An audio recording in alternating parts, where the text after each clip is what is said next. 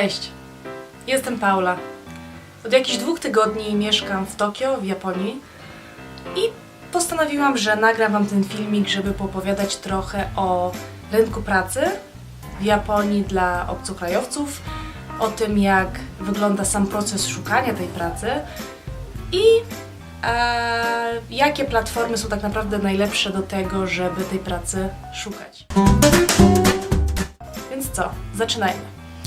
Generalnie zanim przyjechałam do Tokio, to takim moim naturalnym pierwszym krokiem było zajrzenie na platformę LinkedIn. Bo tak naprawdę, czy szukając pracy w Polsce, w Europie Zachodniej, czy gdziekolwiek indziej na świecie, pierwsze kroki kierujemy na LinkedIn.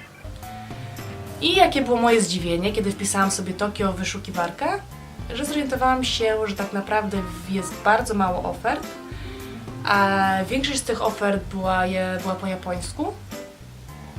I tak naprawdę doświadczenie, którego wymagali, to było jakieś minimum 6-8 lat.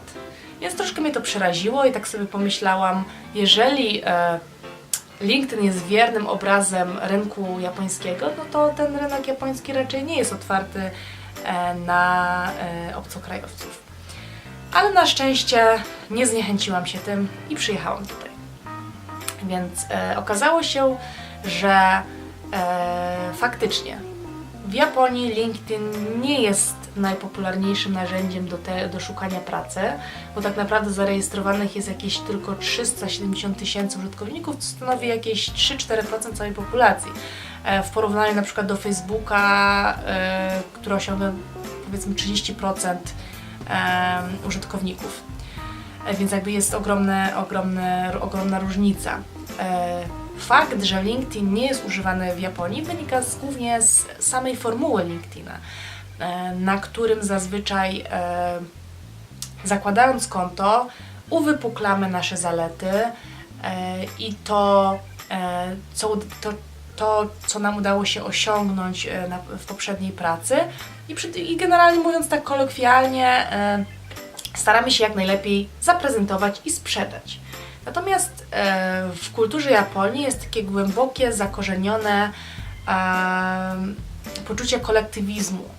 Indywidualizm nie jest preferowany, więc Japończyk nie będzie czuł się komfortowo i też pracodawca nie będzie spoglądał łaskawym okiem na kandydata, który będzie opowiadał o sobie w kontekście kogoś, komu udało się coś osiągnąć. W Japonii, jeżeli mówimy o sukcesie, zazwyczaj jest to sukces osiągnięty w grupie lub sukces, powiedzmy, osiągnięty przez firmę, w którym uczestniczyło kilka osób. Nie jest to sukces jednostki, więc jakby już sama formuła LinkedIna przeczy kulturze Japonii. A druga sprawa jest taka, że tak naprawdę celem LinkedIna jest odpowiedzenie, powiedzmy, na tą wysoką dynamikę rynku pracy, tak na Zachodzie czy w Stanach Zjednoczonych, gdzie tą pracę bardzo często zmieniamy. Jakby nie jest niczym złym zmiana pracy, tak, co 2-3 lata. Natomiast w Japonii dalej panuje taki koncept pracy dożywotniej w jednej firmie. Może nie jest to na taką skalę, jak było jeszcze kilkanaście lat temu, ale nadal jest to model preferowany. Czyli powiedzmy, kończymy szkołę, wchodzimy na rynek pracy, wybieramy sobie bardzo dokładnie, wybieramy sobie firmę, która mogła być tą firmą taką wymarzoną, w której zostaniemy kilkadziesiąt dobrych lat. Jeżeli zmieniamy tą pracę, to jest to coś, co jest taką czerwoną flagą dla japońskich rekruterów.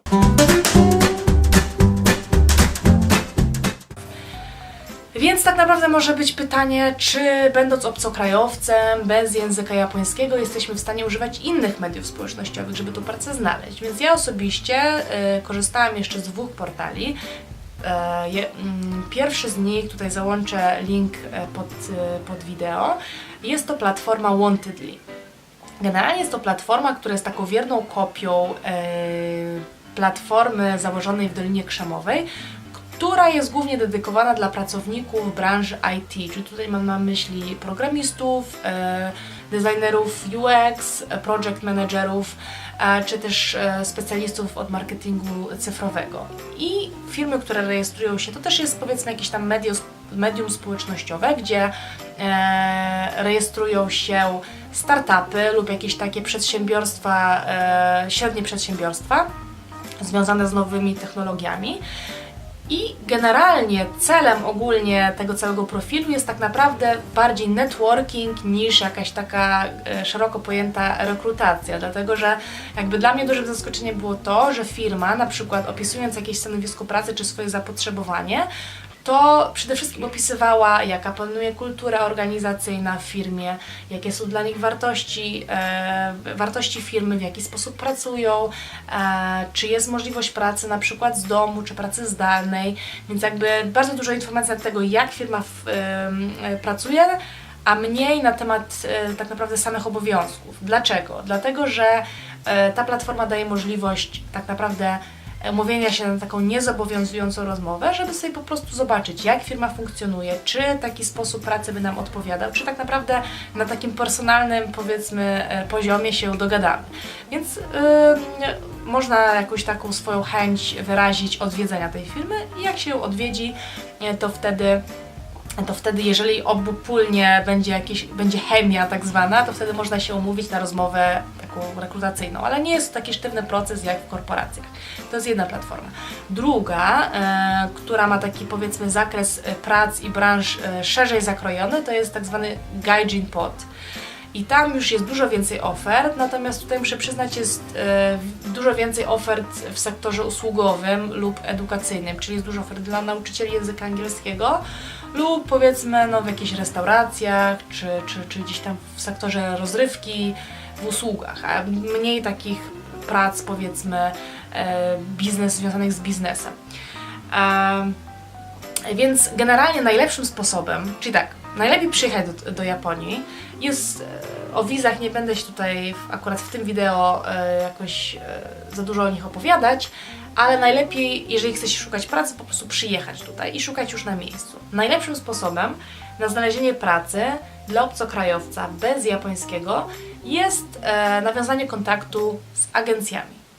I tutaj muszę przyznać, że dobrym pomysłem jest jednak zarejestrowanie się na LinkedInie, po to chociażby, żeby wpisać sobie tą lokalizację Tokio, żebyśmy mogli być znalezieni przez agencję. Można też tych agencji samemu poszukiwać, ale zazwyczaj one się odzywają. I agencje są czymś tutaj bardzo popularnym, dlatego że zazwyczaj większe firmy, które szukają kapitału, powiedzmy jakiegoś tam zagranicznego, kapitału ludzkiego zagranicznego, zazwyczaj nie posługują się własnym działem HR, tylko korzystają z usług agencji, ponieważ agencja ma, powiedzmy, wie jak tych kandydatów szukać przede wszystkim. Bardzo często też potrafi sprawdzić umiejętności, a poza tym jakby posługuje się płynnie językiem angielskim, więc można tego kandydata dokładnie sprawdzić. I tutaj ważne jest to, że ta agencje pobierały oczywiście prowizję, ale na szczęście nie od nas, nie od kandydata. Prowizja pobierana jest tylko w przypadku zatrudnienia i ona się utrzymuje na poziomie chyba 30-40% od naszych rocznych dochodów. To jest ekwiwalent prowizji, ale to nie jest coś, co jest nam zabierane. To jest po prostu coś, co firma płaci za zatrudnienie nas i jesteśmy zatrudnieni bezpośrednio przez firmę, nie za pośrednictwem agencji, co też jest istotne. Jeśli chodzi o same zawody, zawody wykonywane z językiem angielskim. Branże, w których poszukuje się bardzo aktywnie obcokrajowców, to jest branża IT. I tutaj mowa o programistach, projektantach interfejsu użytkownika, czyli UX designerach, o project managerach, ale też bardzo w cenie są inżynierzy, osoby związane z sektorem finansów i rachunkowości i też często poszukuje się obcokrajowców w sektorze usług. Bardzo takim częstym krokiem obcokrajowców, którzy nie są w stanie znaleźć szybko pracy, jest pójście w sektor edukacji, czyli praca jako nauczyciel angielskiego. Jednak tutaj muszę podkreślić, że bardzo często jednak szuka się tutaj native'ów. A teraz może powiedzmy sobie o savoir vivre.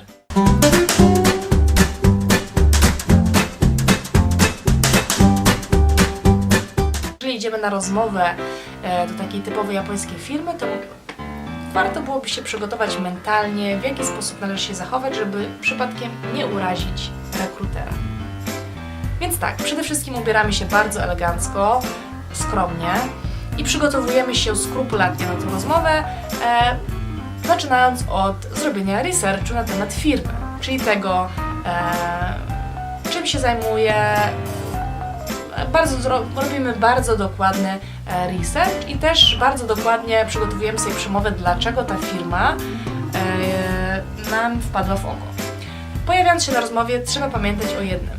W Japonii przestrzeń prywatna jest bardzo istotna. Witając się nigdy nie podajemy ręki, tylko kłaniamy się. I ten ukłon jest tym większy, im osoba, rozmówca, powiedzmy, jest wyższy rangą od nas, ale nie jest nigdy więcej niż 45 stopni, zwyżej to jest taki ukłon, powiedzmy 20 stopni i trzeba pamiętać o rękach, że dłonie w przypadku kobiet układamy wzdłuż ciała, kłaniając się, natomiast mężczyźni te dłonie układają na kolanach. I tak, przychodząc na rozmowy, jeżeli kierują nas do jakiegoś pokoju, to pukamy 3 razy i to jest o tyle ważne, żeby pamiętać, ponieważ pukając 2 razy możemy troszeczkę kogoś urazić, dlatego że tu się przyjęło w Japonii, że pukasz 2 razy, jeżeli sprawdzasz, czy toaleta jest wolna, więc nie chcemy wysyłać tutaj złych sygnałów. Po faktycznie dostaniu sygnału od rekrutera, żeby wejść, wchodzimy do pokoju, kłaniamy się ponownie i przedstawiamy się, tak?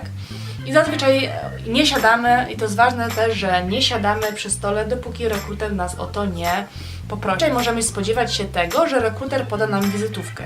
Wizytówka to jest bardzo częsty rekwizyt na rozmowie czy na spotkaniach biznesowych. Wizytówkę przyjmujemy w 2 dłoniach. Ogólnie wszystko, co nam podaje ktokolwiek, powinno się przyjmować w 2 dłoniach, to jest oznaka szacunku.